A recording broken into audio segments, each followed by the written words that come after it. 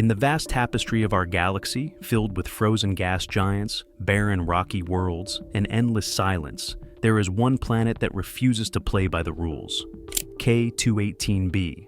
It orbits a cold red dwarf star over 110 light-years away in the Leo constellation.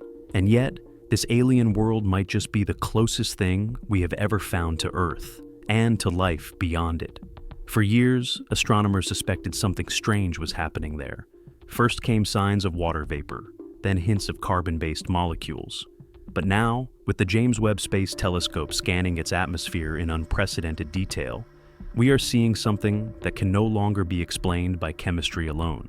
What James Webb has uncovered has rocked the scientific world. The clearest biosignatures we have ever seen on an alien planet. Gases that on Earth can only be produced by life. This is no longer speculation. This is data. And this is the moment we might finally admit we were never alone. K2-18B is what scientists call a Hycean world, a hybrid between an oceanic planet and one with a hydrogen-rich atmosphere. It is larger than Earth, roughly 2.6 times its radius and about 8.6 times its mass. But what truly makes it remarkable is that it sits right on the edge of the habitable zone of its star, the sweet spot where temperatures could allow liquid water to exist. And the more we study this planet, the more it seems like a perfect host for alien biology. It is not a dry, rocky wasteland like Mars. It is not a scorching gas ball like Jupiter. This is a world likely covered in a massive global ocean, protected by a thick hydrogen atmosphere that keeps temperatures mild and shields it from radiation. The James Webb Telescope revealed that this planet's atmosphere not only contains water vapor, but also traces of carbon dioxide and methane, crucial ingredients for organic life. These gases, when found together in a hydrogen-rich world, begin to draw a picture that is hard to ignore, one where biological processes may be at work beneath the waves. But then came the real shock. In 2025, new data from Webb's MRI instrument, the mid-infrared spectrometer, found not just carbon-bearing molecules, but something far rarer, dimethyl sulfide, DMS. On Earth, this compound is almost exclusively produced by living organisms, specifically marine phytoplankton. The presence of DMS in a planet's atmosphere would be like stumbling on a trail of oxygen on Mars. It is not just chemistry anymore. It is biology knocking on the door, but that was not all. The same study detected dimethyl disulfide, DMDS, a more complex compound also tied to microbial activity in Earth's oceans. The fact that these molecules appeared together in an environment rich in water vapor and carbon compounds has led scientists like Cambridge astrophysicist Niku Madhusudan to suggest that K2-18B may be teeming with microscopic alien life. These are not speculative headlines. These are molecular signatures, consistent, verified, and statistically significant enough that the scientific community is now seriously considering a world beyond Earth where the oceans might be alive. So, what kind of life could exist on K2-18B? If the dimethyl sulfide is truly being produced by living organisms, scientists believe the most plausible explanation is that K2-18B's oceans are home to phytoplankton-like life, tiny floating microorganisms that may use the faint red light from their cool sun to carry out a form of photosynthesis. But others suggest a more complex scenario. Some theorists envision filter-feeding creatures not unlike Earth's earliest multicellular life, drifting through nutrient-rich waters, absorbing organic matter, and leaving behind chemical trails. Some even go as far as to imagine alien analogs to flying fish, organisms that evolved in low-gravity, high-pressure environments, possibly capable of limited atmospheric movement. In essence, this K2-18B may resemble Earth not as it is now, but as it was 3 or 4 billion years ago, when life was just beginning to bloom in its oceans. And just as Earth's early biosphere transformed its atmosphere over time, the same could be happening there, and we are witnessing it in real time. And now, as the evidence mounts, a new debate has emerged.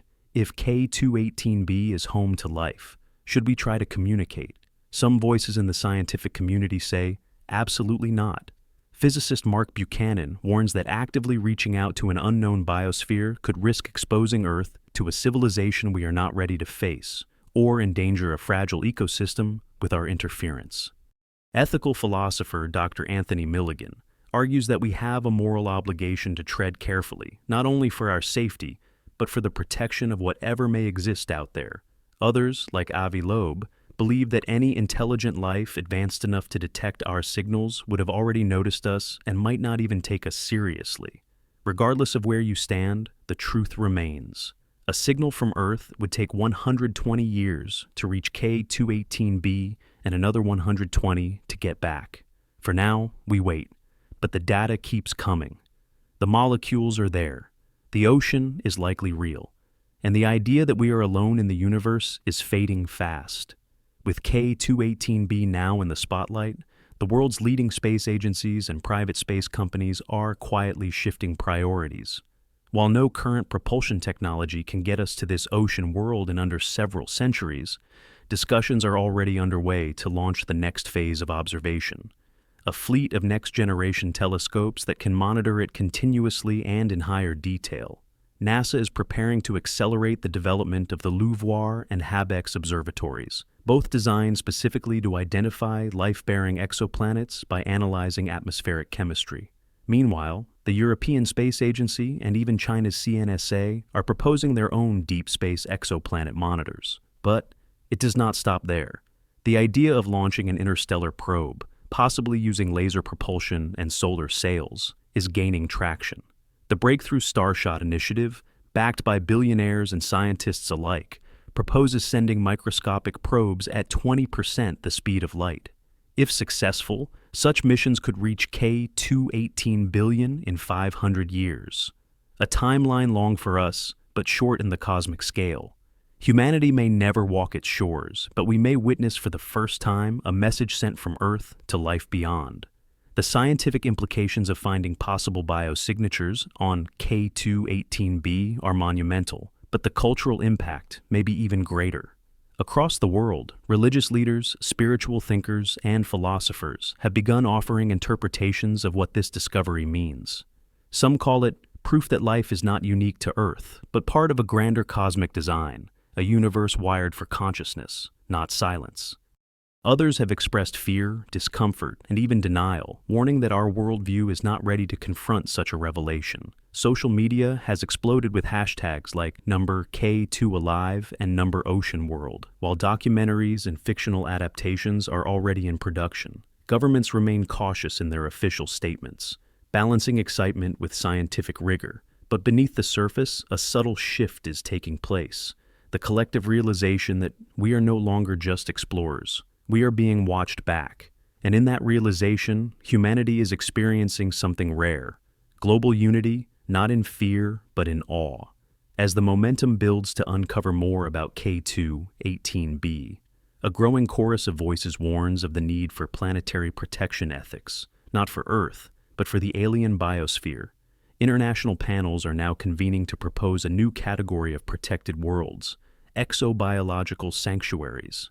These would be exoplanets like K2-18B, where signs of life have been detected and which must be studied only from a distance to avoid contamination. Astrobiologist Dr. Monica Vidari insists that if K2-18B truly harbors life, it has evolved for billions of years without us, and we have no right to interfere. Proposals have emerged calling for a kind of interstellar no-fly zone, placing limitations on future probe trajectories and emissions. These discussions reflect a deeper understanding.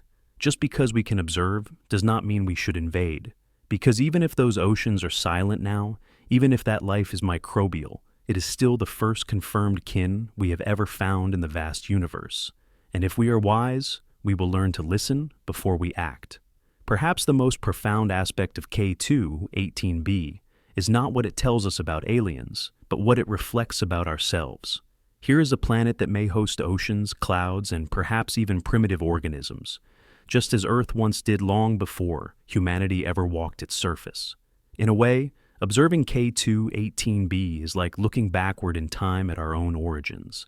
It reminds us of how fragile life is, how rare the right conditions must be, and how precious our own blue world truly is. Some scientists believe K2-18B could help us understand how life begins, adapts, and possibly evolves elsewhere, offering clues to protect our own biosphere from collapse. Others say this is a turning point, a moment when science, faith, and wonder finally converge on one truth, that life is not the exception, but the expectation. In the cold, quiet depths of space, we may have found not a stranger, but a reflection of what we once were and what we still might become. K2-18B is no longer just a distant blip in the cosmos. It is no longer just a number in a telescope's database or a cold dot on a star chart. It is now a window into another possibility, a place that, against all odds, whispers the same chemical secrets as our own living planet. And in that whisper, something has shifted. For decades, we asked the same question. Are we alone? But now, with the James Webb Telescope revealing the unmistakable signs of water, methane, carbon dioxide, and possibly even the molecular echoes of alien life, the question has changed. Because we are no longer standing at the edge of belief, we're standing at the edge of confirmation. K2-18B may be the first, it may be the closest, but it will not be the last. There are thousands of worlds like it waiting to be seen, studied, understood. And as we stare across the darkness at this one watery giant, we are not just discovering the universe, we are discovering ourselves. So now we ask you, do you believe K2-18B is home to life? Should we send a message, or should we remain silent observers? And if this really is the moment we prove we're not alone, what will humanity become next?